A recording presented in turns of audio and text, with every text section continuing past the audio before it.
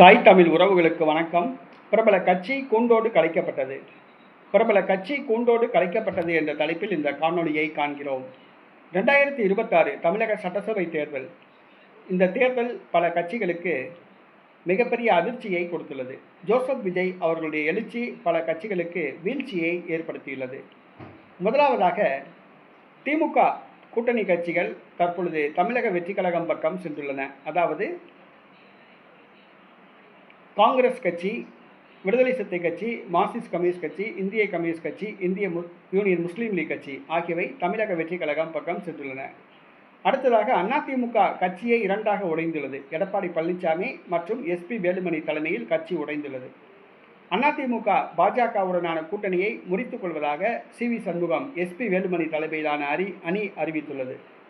ஆக 2026 தேர்தல் பல கூட்டணிகள் உடைகிறது, பல கட்சிகள் உடைகிறது. அதே சூழ்நிலையில் அம்மா மக்கள் முன்னேற்ற கழகம், இதன் தலைவர் டிடிவி தினகரன் எடப்பாடி பழனிசாமியோடு கூட்டணி வைத்தது அந்த கட்சி தொண்டர்களுக்கு பிடிக்கவில்லை. 11 தொகுதிகளில் போட்டியிட்டு 10 தொகுதிகளில் தோல்வியடைந்தது. ஒரே ஒரு தொகுதியில் தான் வெற்றி பெற்றது.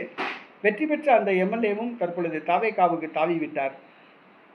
இதனால் மிகுந்த சோகத்தோடு அம்மா மக்கள் முன்னேற்ற கழக தொண்டர்கள் உள்ளார்கள்.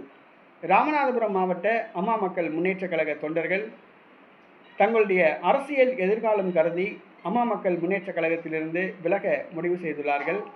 அந்த கட்சியின் ராமநாதபுரம் மாவட்ட பொறுப்பாளர்கள் அனைவருமே கூண்டாக விலக முடிவு செய்துள்ளார்கள். அவர்கள் தமிழக வெற்றி கழகத்தில் இணைவார்கள் என கூறப்படுகிறது. அம்மா மக்கள் முன்னேற்ற கழகத்தில் டிடிவி தினகரனுக்கு எதிர்ப்பு வலுக்கின்றது. தற்பொழுது ராமநாதபுரம் மாவட்ட அம்மா மக்கள் முன்னேற்ற கழகம் கூண்டோடு கலைக்கப்பட்டுள்ளது.